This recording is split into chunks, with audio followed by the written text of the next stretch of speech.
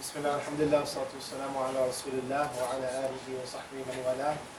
رب اشرح لي صدري ويسر لي أمري واحلل عقدة من لساني يفقهوا قولي. All praises are due to Allah alone. In Him we seek aid and assistance. To Him we turn both in repentance and for forgiveness. And the microphone, please. And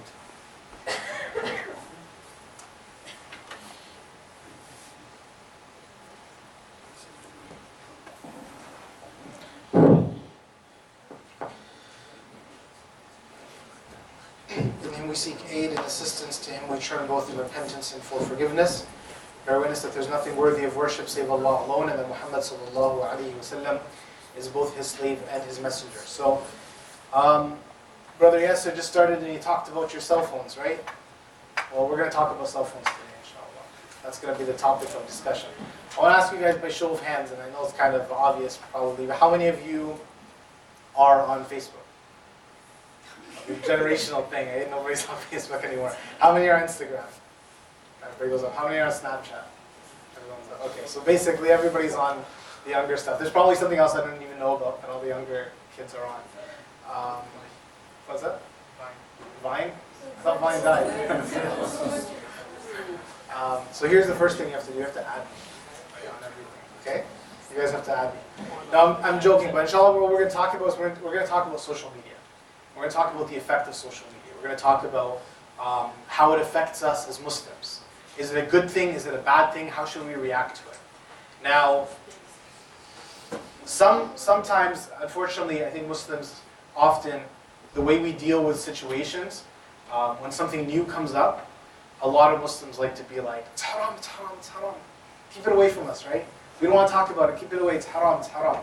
Every time something new comes, it's unusual, and we don't know what it means, we just want to say it's haram, right? So I remember when I was younger, you know what was like the new thing that was taking over was television. Television was taking over people's family rooms, was taking over your home, right? And every sheikh would say, it's haram, it's haram, it's haram.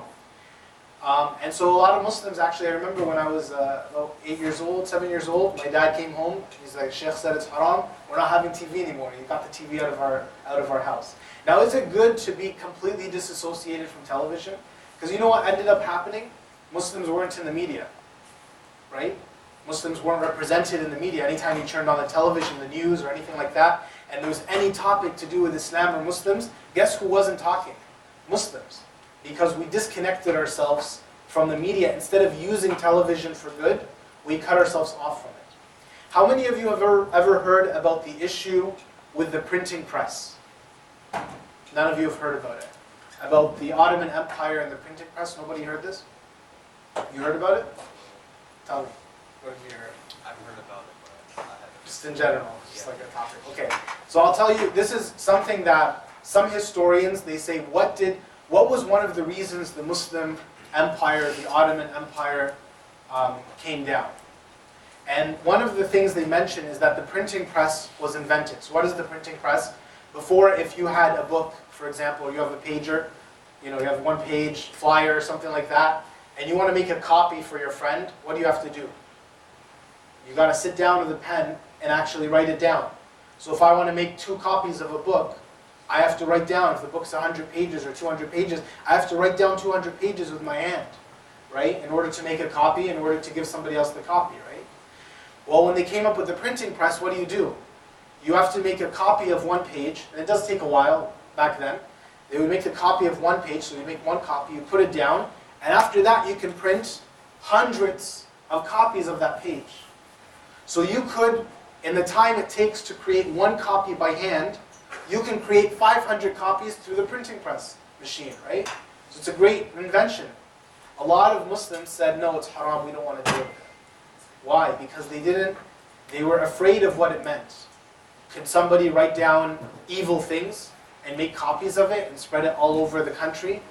And people who don't have access to information, they're going to read lies, and they're not going to know what's true, what's false. So they thought there's going to be haram coming out of this, so they said, no, it's haram, we're not going to deal with it. So they banned it. And Europe had it. In Europe, they accepted it. And they said this is one of the reasons why the Enlightenment period in Europe happened, why they had more they became more knowledgeable, why science started to expand in Europe, because they were using the printing press. Their ideas were going all over the place. People were reading other people's ideas, and science was able to develop faster. Whereas in the Muslim world, it started to decline.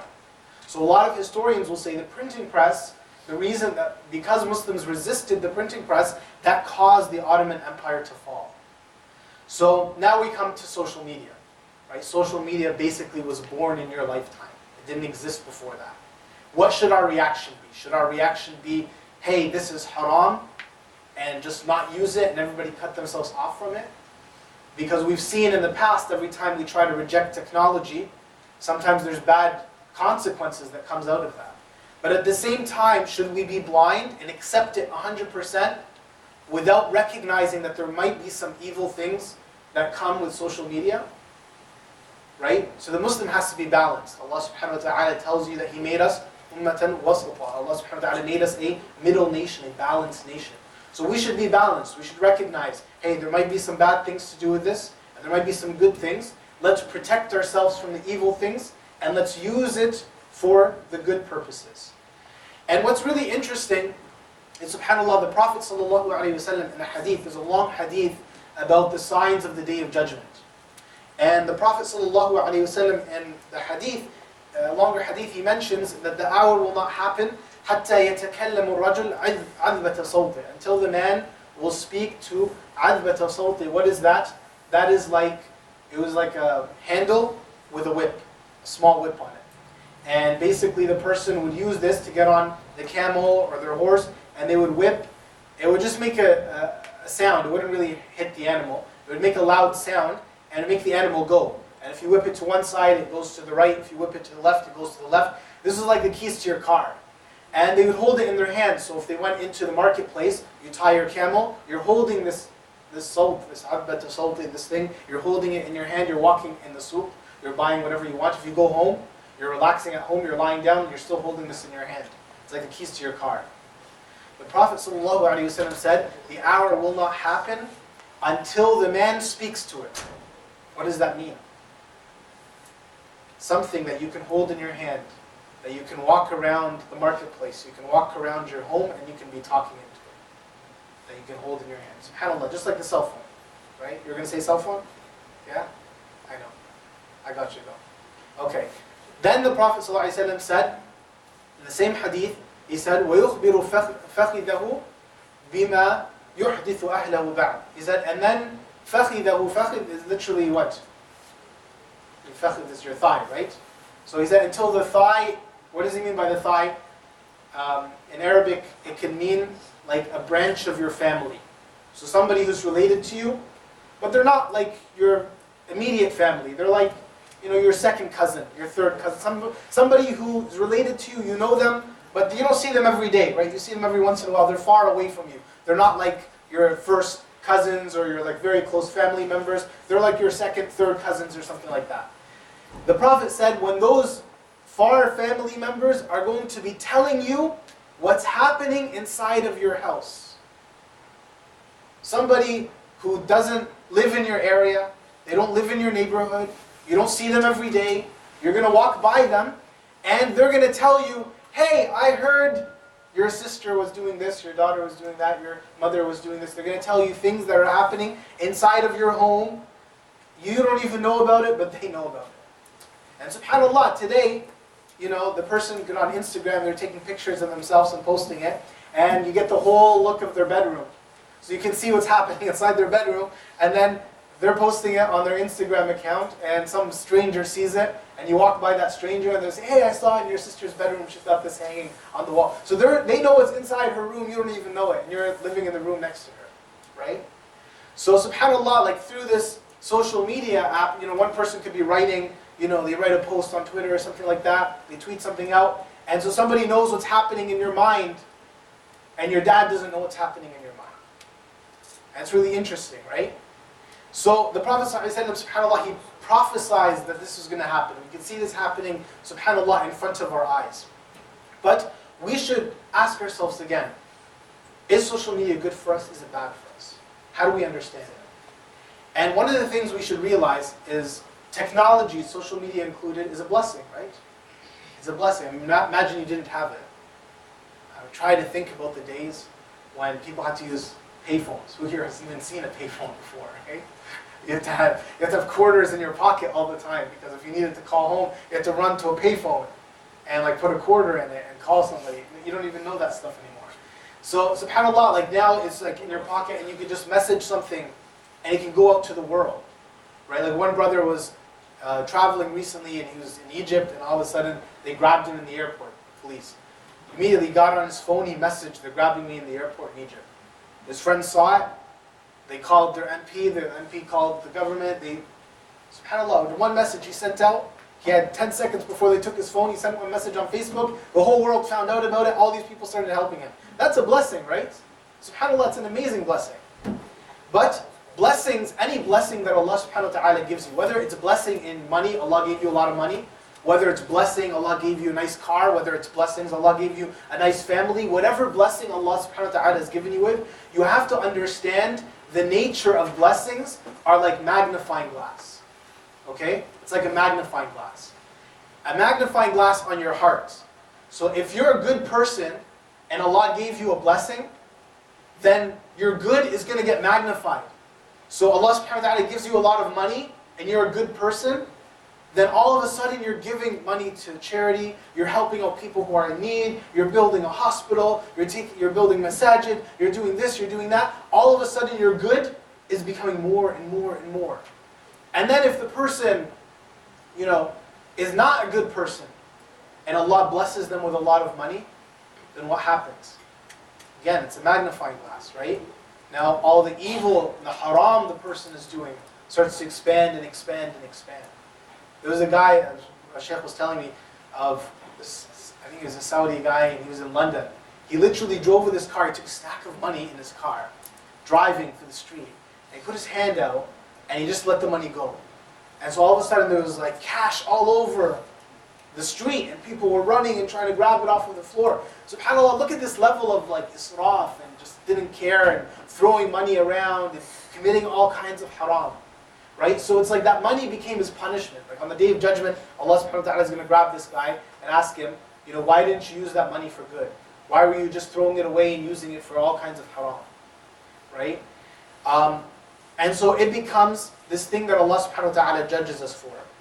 So I don't want to take too long. It's been 15 minutes already. We want to go through this relatively quickly so that inshallah we can take some benefits out of it. But we have to ask ourselves, how does social media affect our hearts?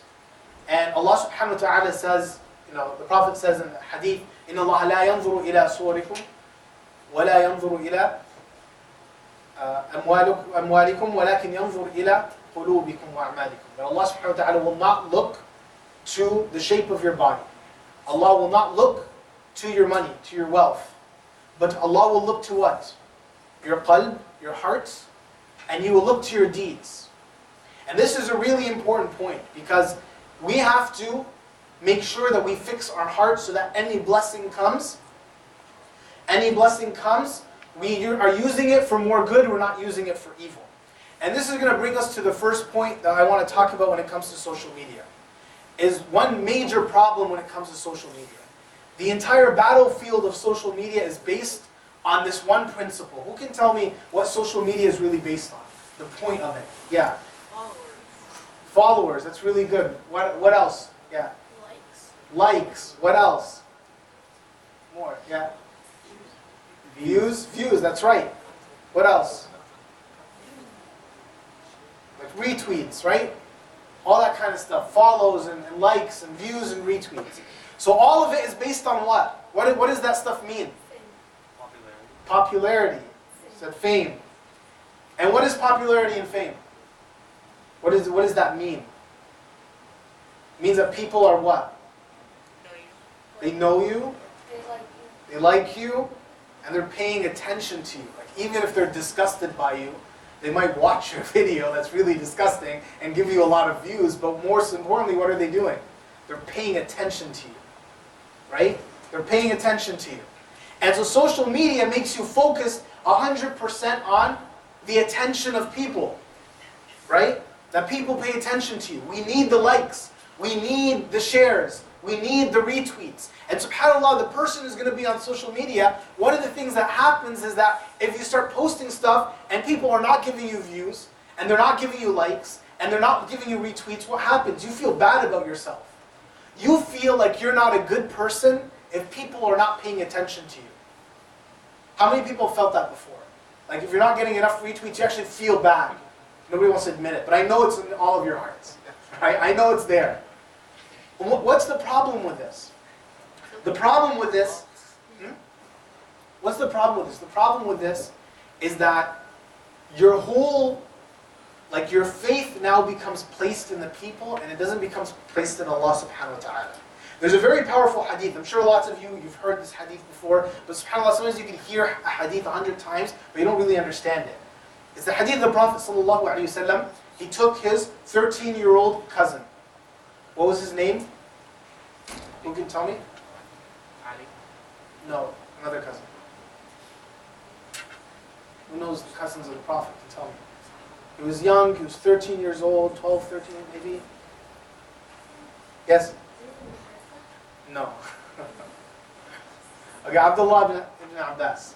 Abdullah ibn Abbas, he took him aside, and the Prophet ﷺ told him, Ya ghulam, inni u'allimuka kalimat. Oh young boy, I'm going to teach you some words of advice. What did he tell him? Ihfadillah yahfadk. Be mindful of Allah, Allah will be mindful of you. It's a very famous hadith, very beautiful hadith. Most people don't understand it. Why? Because think about the subtext. Think about the meaning of what the Prophet is telling him. Be mindful of Allah, Allah will be mindful of you. What does that mean? Don't be mindful of the people. Don't care so much about what the people think. Care about what Allah subhanahu wa ta'ala thinks. Ihfadillah tajidhu tujahak. Be mindful of Allah, you're going to find Allah in front of you. What does that mean? If you care about the people, guess what? The people are the first ones who are going to sell you out when you're in trouble. Those people who are clicking like and making you feel good, they're the first ones who are going to backbite about you.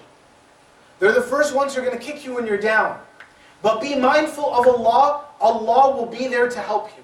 Allah will be there to defend you. Allah will be there to take care of you. Ihfadillah tajidhu tujahak. Be mindful of Allah, you'll find Allah in front of you. Then what does the Prophet say?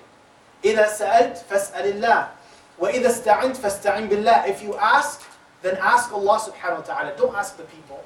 Don't go asking the people and begging the people and asking them for stuff. Ask Allah subhanahu wa ta'ala. He's better for you. It's better for you to connect your heart with Allah than to connect your heart with people. وَإِذَا اسْتَعِنْتَ فَاسْتَعِنْ بِاللَّهِ. And if you're going to rely upon Allah, don't rely upon the people. And then he said, وَعْلَمْ أَنَّ لَوْ اجْتَمَعَتِ الْأُمَّةِ أن الأمة لو اجتمعت على ينفعوك بشيء لم ينفعوك بشيء إلا قد كتبه الله لك. Know that if al-ummah, what does that mean? All of the people in the world, and all of the jinn, and all of the angels, everyone came together, and they conspired, they made a plan. They said, hey, what's your name? I'm asking you, what's your name? Omar. So all of us got together, all of us as in all of humanity got together. And we said, hey, we want to do something nice for Omar. And Allah did not write it, it's not going to happen. Hey, we all want to give him $1, we're going to make him a billionaire. Everybody on earth is going to give Omar $1. But Allah didn't write it, it's not going to happen. Sorry, it's not going to happen. And then he said, وَاعْلَمْ أَنَّ الْأُمَّةَ لَوْ اجْتَمَعَتْ عَلَى يَضُرُّوكَ بِشَيْءٍ. If all of us got together, we said, hey, we're going to beat up Omar. We're going to break his car, we're going to break his knees. But Allah did not write it, it's not going to happen. So what is the Prophet telling you? Don't be afraid of the people. Don't be tied, don't make your heart tied to the people. Make your heart tied to Allah subhanahu wa ta'ala. Allah is the only one who can help you, and Allah is the only one who can harm you. So stop thinking so much about the people, think about Allah subhanahu wa ta'ala.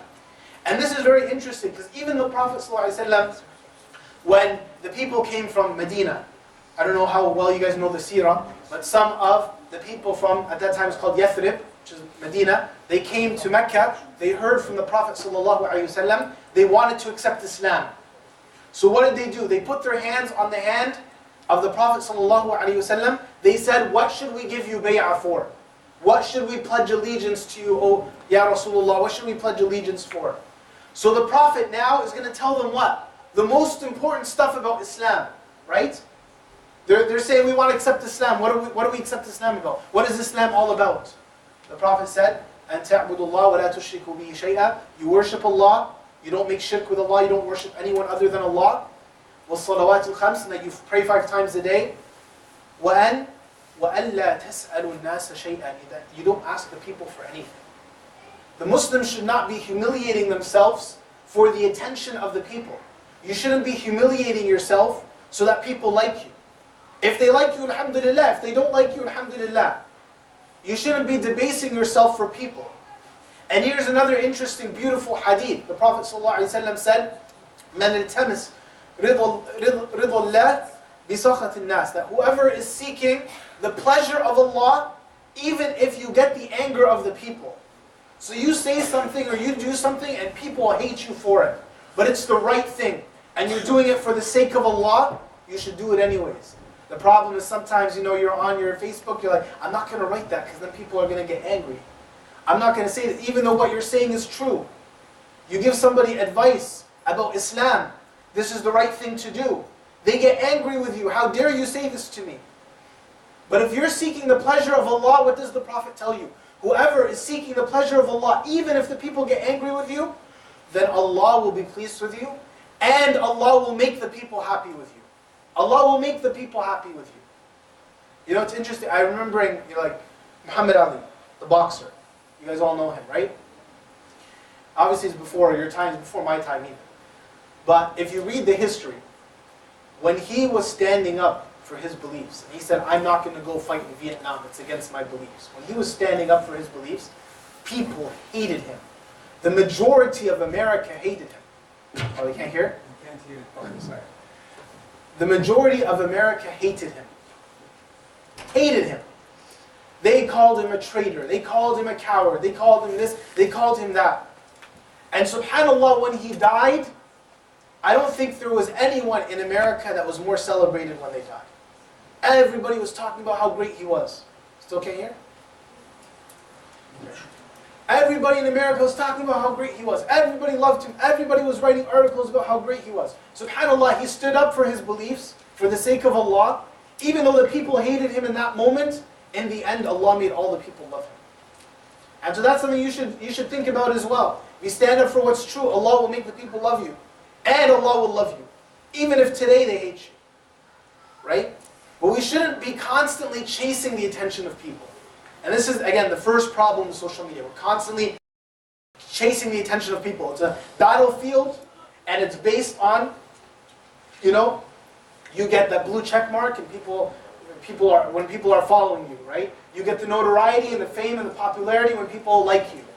And it creates this battlefield where you're constantly chasing the attention of the people, the approval of the people, the validation of the people. You only feel good about yourself if other people feel good about you.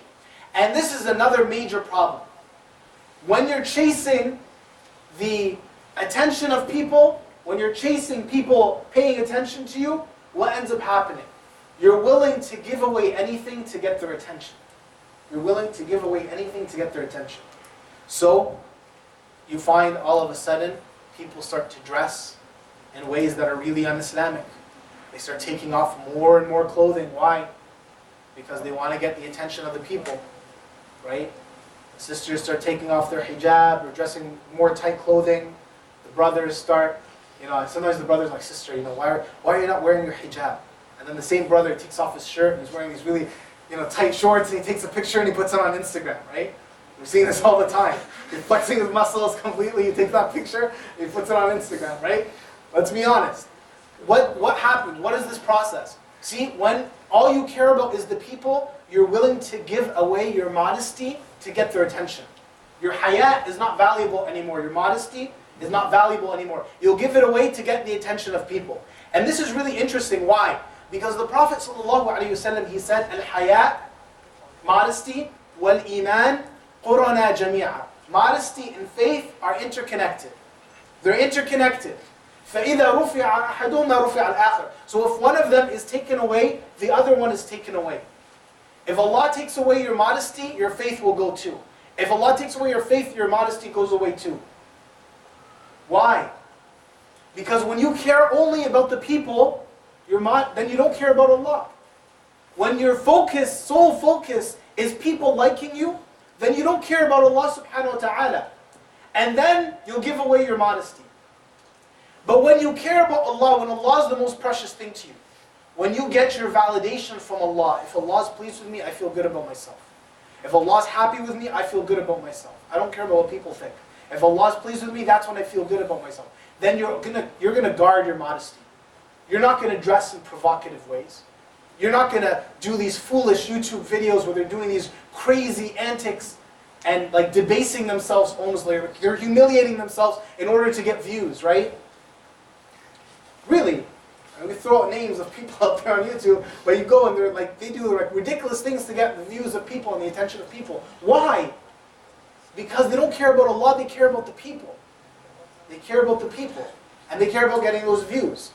And so the Prophet ﷺ is telling you these two are connected.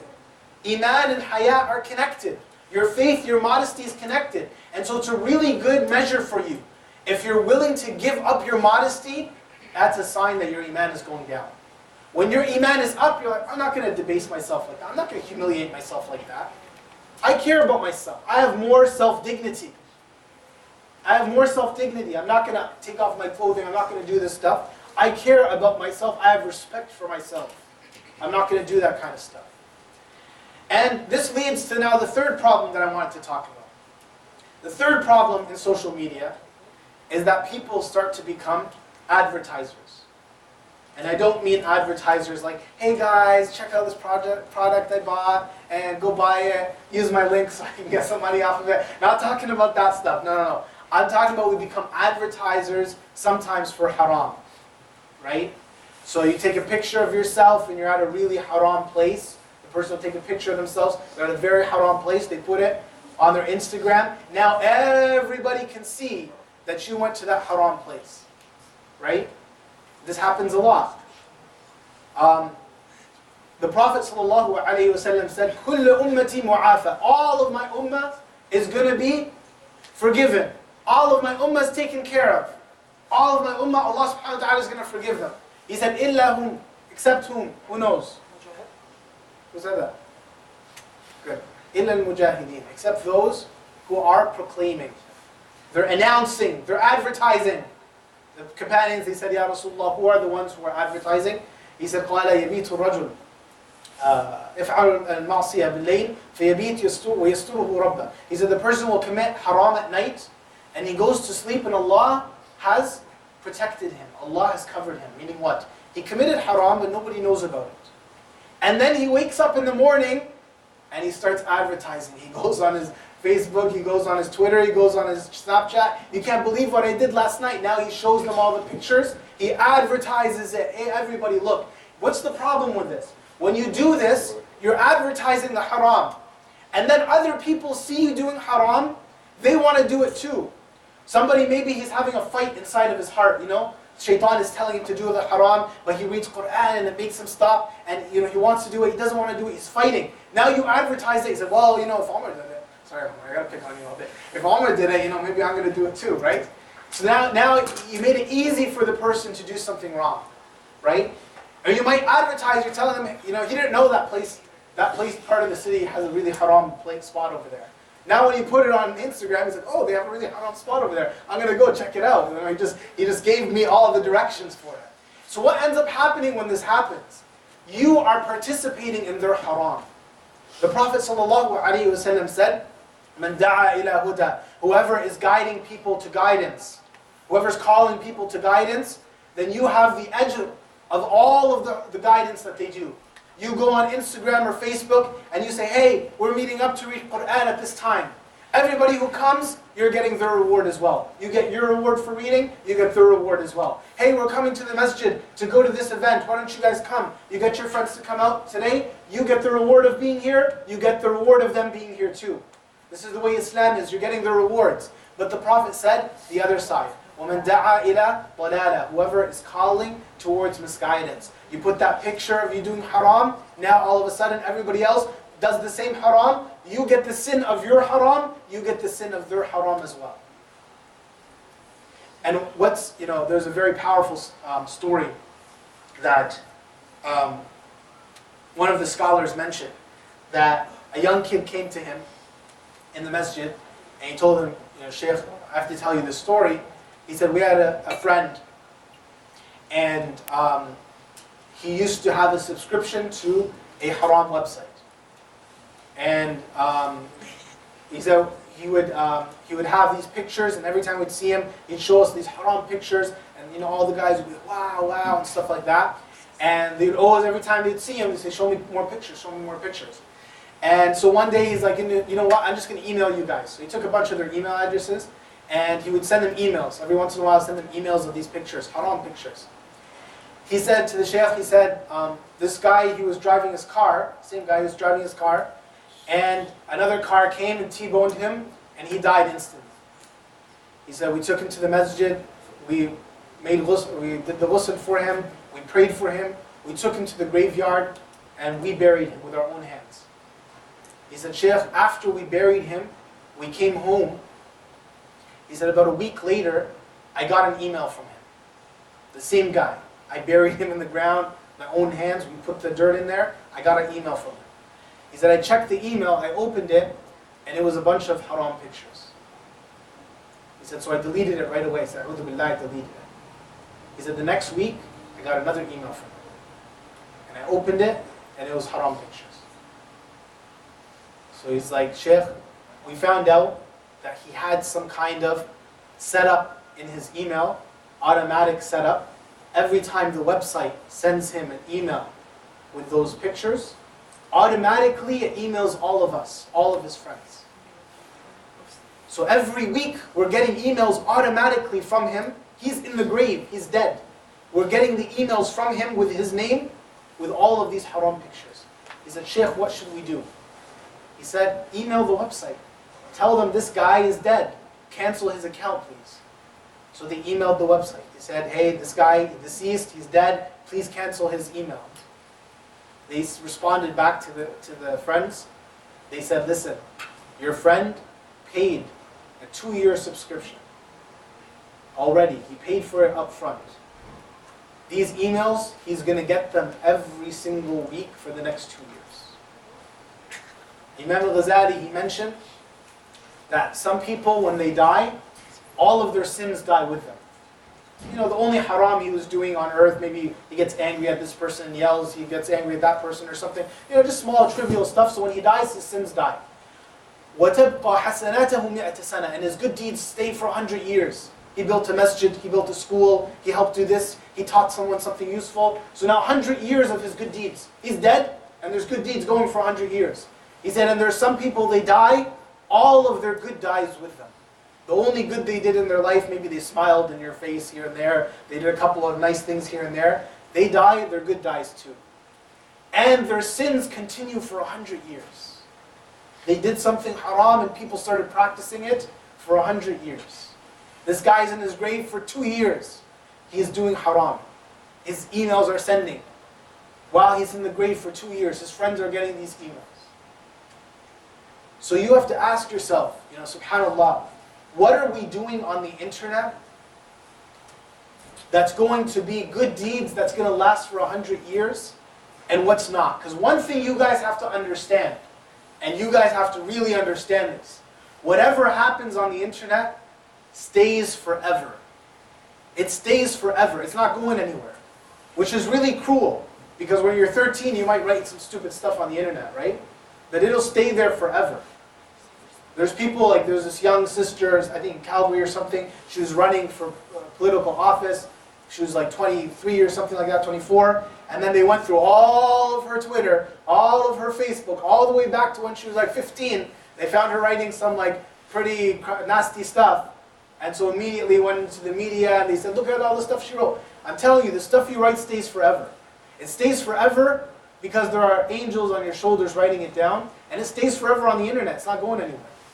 So you got to be very careful. What are you writing that's going to be an evil deed for 100 years, and what are you writing that's going to be a good deed for 100 years? So ask yourself that question. It's a really important question. A couple other points I want to mention. I think we might be running too late. Maybe a couple of points that I'll mention, inshallah, and then I wanted to start hearing from you guys a little bit more. Well, maybe we'll do that right now, actually. What are other issues or problems that you guys see on the internet? What are some other problems that you might see that happen on the internet? Things that people should be aware of? Anybody want to share something? Yeah. There's like, okay, so there's like this thing now where it's like if the website doesn't have like .gov, .com, or .org or like some other one, if it has anything else, there's a really high chance you might get like hacked and like people might find your IP and stuff. Okay, so this is about like hacking and stuff like that. If you press on websites, sometimes people, I don't know if you guys are on WhatsApp. I don't know if that's an old person thing or a young person thing. But like people will send you like these messages and be like, hey, click on this website, and it's like a fake website, and you click on it and you get hacked right after it. And another thing you should think about is people could hack your laptop and turn on your camera without you knowing, right? It's another thing that can happen. Turns on the light. No, they can do it without even turning on the light. Yeah, and they can take pictures of you, and therefore it's really important to. I don't have it. I used to have it on my older laptop, but to get you can get a cover. You can even buy something and you can put it over here and it covers. Tape. Yeah, you can put tape, or you can buy this one thing. It's like a plastic thing you put over here and it covers it. But they can still listen to you even if they turn it on. But at least they can't take pictures of you. Yeah. There's a setting in the new computers in Windows 10 where you can completely disable like your microphone and your camera, and they can't turn it on at all. They can't. Sure. Yeah. There's this thing going on Facebook. My dad's account got suspended because somebody sent him a message with all his friends, and all their accounts got suspended. I know I feel like that, when you're texting someone over social media and stuff, it's a lot easier to talk to them because you feel like there's a barrier between you guys.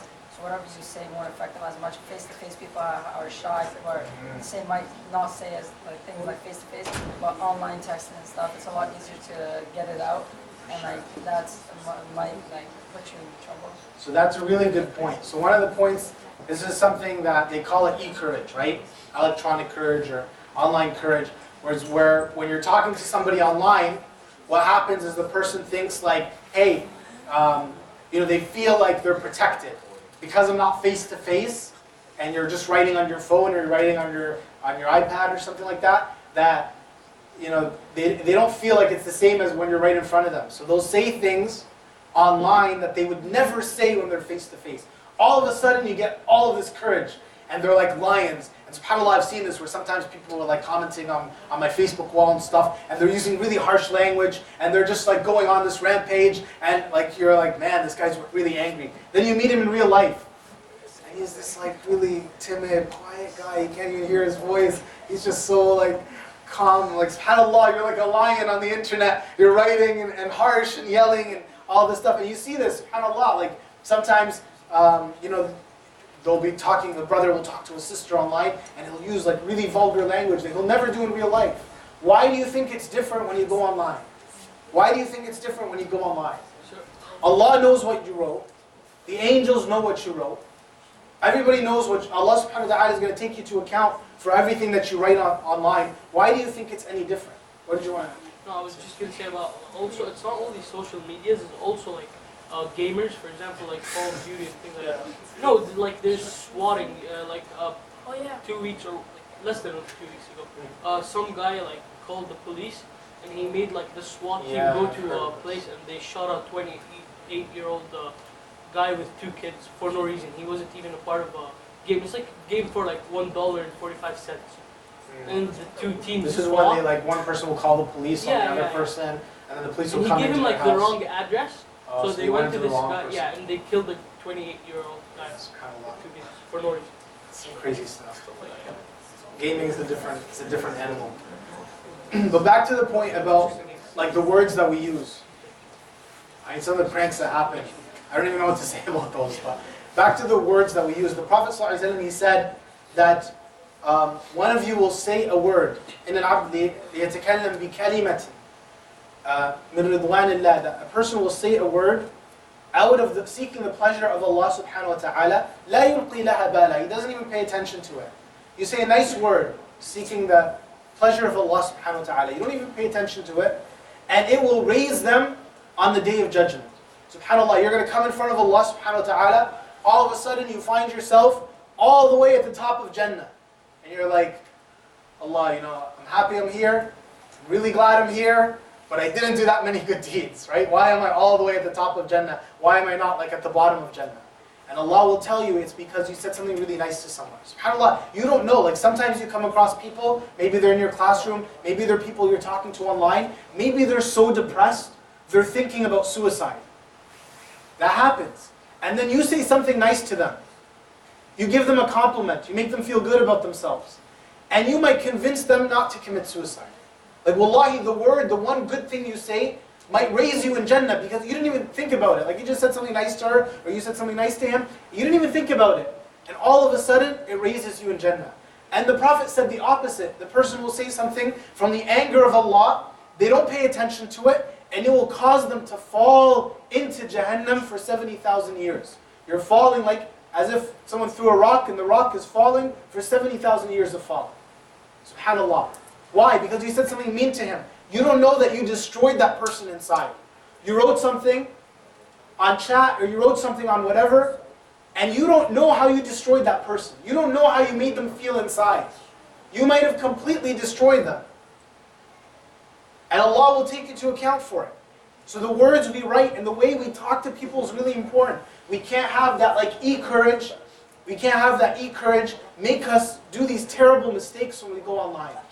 Realize you're still talking to another human being. Even if you're looking at the screen of your phone or you're looking at the screen of your laptop, you're talking to another human being on the other side. And you have to be aware of that. Someone else wanted to add something? I thought I saw a hand up. No? Okay. Another point that I wanted to mention, inshallah, is arguing. So as you go online, people start getting into like flame wars, right? You say something and they argue back, actually you're wrong, and this is why. And then you're like, no, actually you're wrong, and this is why. And you go back and forth, and you're just arguing, and it's pages and pages. One brother told me, he said, I had a Twitter fight with someone, it lasted 5 months. 5 months. He says something, then I respond to something, then he responds to something, then I respond to something. 5 months of going back and forth. And what happens when you're arguing so much is sometimes your emotions start to get, start boiling. And you start getting angry at each other. You forget what you're arguing about then. Yeah, sometimes you forget completely what you're arguing about. You're on a different topic completely, like a few months later, you're arguing about something else. The Prophet ﷺ said, أَنَا زَعِيمٌ بِبَيْتٍ فِي رَبُضِ الْجَنَّةِ لِمَنْ تَرِكَ الْمِرَاءَ وَإِنْ كَانَ مُحِقًّا. That I am the one who will fight for you on the Day of Judgment. The Prophet says, I will fight for you. I will be your lawyer, fighting for you on the Day of Judgment for whoever abandons arguing, even if they're right. Even if you're right. You say, you know what? This is the end of the argument. I don't want to get to a situation where our emotions start to boil. We say things we don't mean. We get angry at each other. You're my brother in Islam. You're my sister in Islam. I don't want to get to that point. You made your argument. I made my argument. I'm not going to argue any more than that. And that's a really important thing for us to do. Anyone else wanted to add something? Something we should be thinking about when it comes to social media? Yeah.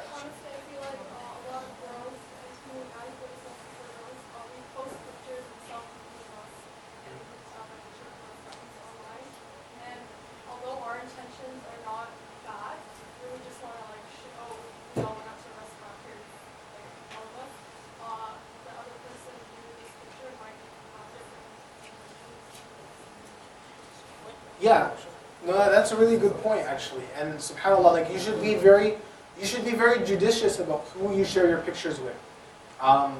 Like there's a lot of messed up stuff that happens on the internet. People can take pictures and they can repurpose them in really disgusting ways, to be honest, right? So you have to be aware. Sometimes I know also some sisters, sometimes they'll have a group amongst themselves and they'll share pictures. For example, they all wear hijab, but they have a group amongst themselves. They'll share pictures not wearing hijab, for example. You don't know who might end up seeing those pictures. Someone might take their wife's phone by mistake, their brother might take their phone by mistake and see those pictures. You don't know where it's going. So you have to be very careful, very judicious. Is this a good decision? Should I share this? Should I not share this? We're not so interested in getting the attention of the people that will share anything, even if it could be used against us. So again, making good decisions, think 2-3 times before we put things on the internet. It's really important for us. Yeah, a very good example of how dangerous that could be. few divorces have happened because someone showed pictures of his wife to someone else, and then that person said, "Oh, I know this girl, and I have her picture on my phone because, you know, she was in the college or university." And of course, like a newly married guy doesn't want his wife's picture to be among others, although it could be, you know, just a picture, innocent picture shared with a family or a restaurant, but that guy, you know, showed it in a wrong way or in a bad time. And it's really dangerous posting pictures without, as you mentioned, could lead to much bigger problems. For sure. Be really careful when it comes to that. What kind of pictures you're showing, what kind of pictures you aren't showing. Things like that, you have to be very aware of it. Anyone else want to share something? Okay. One other thing I want to talk about, and Brother Yasser talked about this at the beginning, is wasting time, right? Like sometimes, and this is not just for young people, old people too, you know, they get on Facebook, you think, hey, I'm just going to do something for 2 minutes, next thing you know, you're there for like 2 hours. Like, what happened to my time? It just went away. You know, you go on Snapchat, you're like, I'm just going to check it quickly, next thing you know, it's your whole day. And sometimes it's just like, it takes away your whole, if you actually think about it, I want you guys to do this maybe as a good exercise. Think about, think about how much of your day, is that what we say? We say, excuse me? Yeah? Is that what a Muslim says when they sneeze? Okay. Okay, so I want you guys to ask yourself, how much of your day are you actually looking on social media? 7 hours. No, but think about it. Like even maybe between classes, you're checking like Facebook, you're checking Twitter. Even if you check it for a few minutes here, a few minutes there, try to do the math. How much time are you actually spending on it? And ask yourself whether or not that's good for you. Like if you're going to be using social media for good purposes, for calling people to Islam, for correcting the truth, for standing up for people's rights, for doing, you know, good things on the internet. How much time do you actually need? And how much time are we actually spending on it? Ibn Mas'ud, radiallahu anhu, the companion of the Prophet, he said, I never felt regret for anything except for when the sun has set, and my life has gotten shorter, and I didn't do anything good. So sometimes you could spend your entire day on Netflix, binging a bunch of shows, and you go on Facebook, maybe you guys are not on Facebook, you go on Twitter, you go on Instagram, you go on Snapchat, you check out all these different stuff, next thing you know, your whole day's gone. Your life just got shorter. Did you do anything to bring you to Jannah? It's an important point. Ibn al-Qayyim, he said, when you waste time, it's worse than death. Wasting time is worse than death. He said, why? He said, death, what is death? Dying, yes. But what is it? It's when you're being cut off of the dunya. When your soul leaves the dunya, you're dying. That's death. He said, but when you waste time, you're being cut off of Allah subhanahu wa ta'ala. You guys get that? That's too philosophical. Yeah. I have a question. I know it's kind of stupid, but like, I built a masjid in Minecraft and I got my friends to pray there. You're right. That was a very stupid question. Okay. Last thing that I want to talk about. Wait, but there's like, can you even say that? They're not even Muslim. I don't know. I mean, maybe you. Like, let's be positive. Maybe, inshallah, you know, you made them feel good about Islam and positive about Islam. So, inshallah, may Allah reward you for getting to that. All right. Last thing I want to talk about when it comes to social media and stuff is what happened. How many times, I want to ask you guys, maybe you guys can tattle on your parents for me. When you get to the dinner table, it's time for dinner. How often is everyone at the table looking at their phone and nobody's talking to each other? Never? Never happened? Your dad's not looking at his phone, your mom's not looking at their phone? Never? Never. Is it because your parents are here you don't want to tattle? Yeah. He says no and then he looks over there. Okay, but I know a lot of families sometimes that happens. Like everyone's sitting in the living room and everybody's on their devices and nobody's talking to each other. You're like in this, it happens a lot, right? Yeah. That's right. And they're not even having dinner together. So it's like they're not even spending time together. But sometimes even when you are finally spending time, everybody's back from school and work, and then everybody's on their phone, nobody's talking to each other. So what happens? The family relationships start to fall apart. Right? The family relationships start to fall apart. You're living under the same roof, nobody knows each other, nobody's talking to each other. And so it's really important, I think, for us to find time, especially for your parents, but it would be really good if you guys suggest this to your parents. Hey, let's have an hour or half an hour, let's play a board game or something, right? Instead of being on our phones, let's spend even 1 week, 1 hour, let's play Monopoly. That's better, because at least you're going to talk to your parents, you're going to talk to your siblings, you're going to have some fun, right?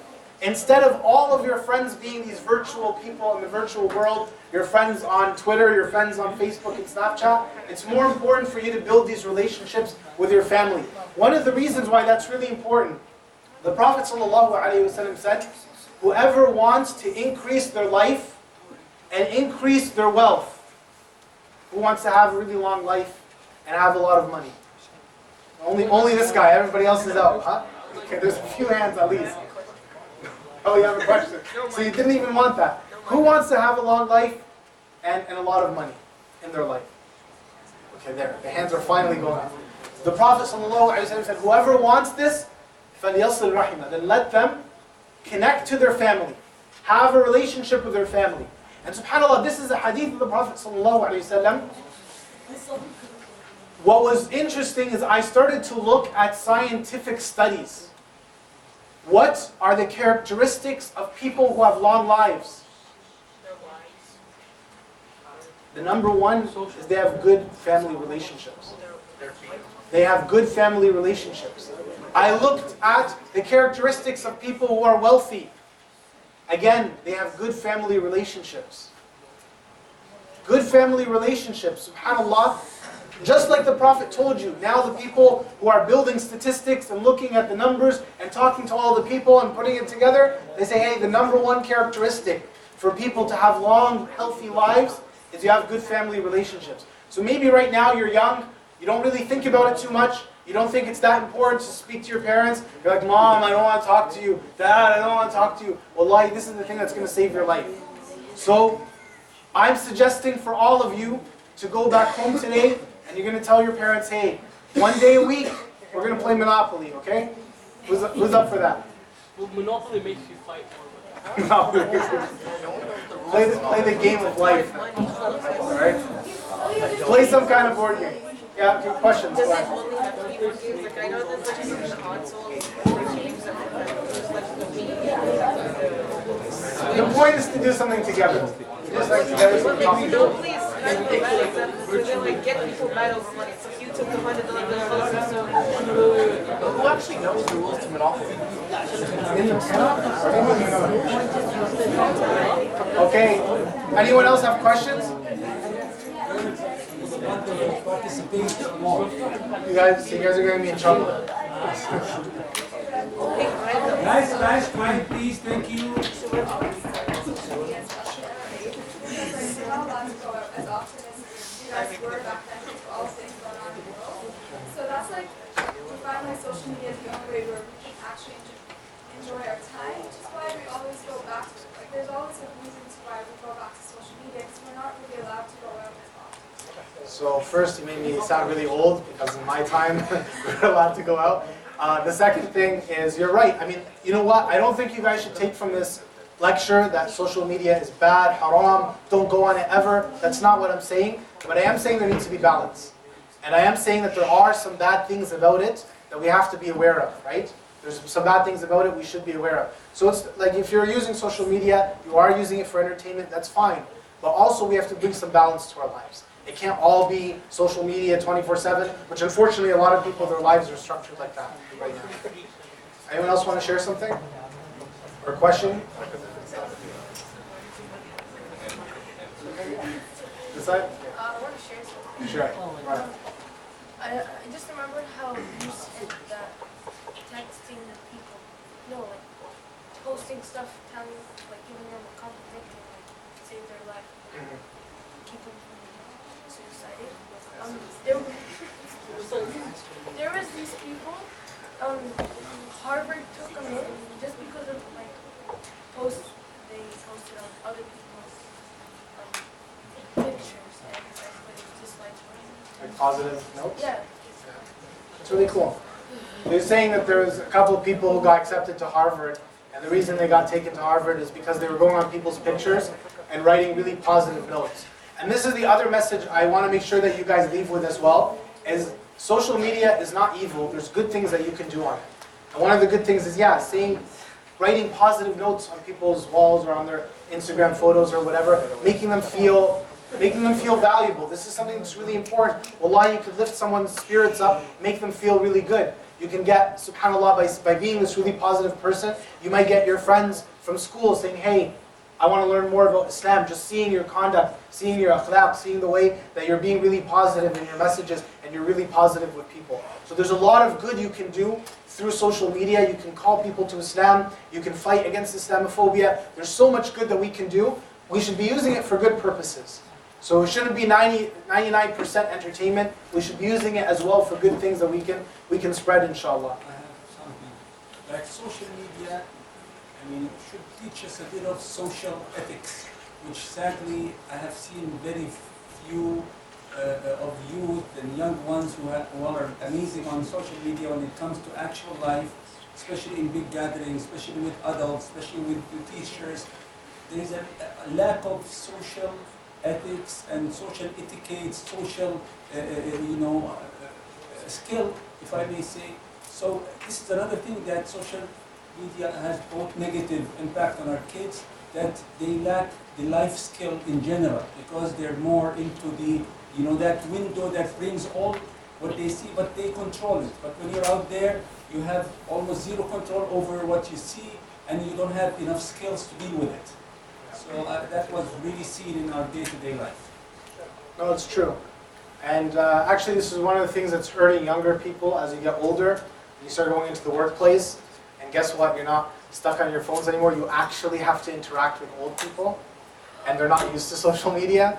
And so all of a sudden, these young people, like millennials and stuff, and they're going into the workplace, they don't know how to deal with social situations because they didn't adapt themselves to it properly because they spent their whole lives on their computers or on their phones or whatnot. So it's really important to, I know, maybe a lot of young people don't get to go out as often as they want to, but try to find social situations that you can go to so you can build your social skills. It will help you later on in your life a lot. We invite people at home, example, or to Yeah. certain gathering. But this gathering is great. A lot of them, their kids don't come. A lot. Different ages. And when I ask why, they say, well, they have more fun on their computers at home, or they only go out when there is a certain age group that they like. Now that is why they don't gain social experience, leading families to family. And sometimes you can hang out with your peers, but there's time where you need to be with your family and deal with other people and learn. It's very good advice. Anyone else want to add?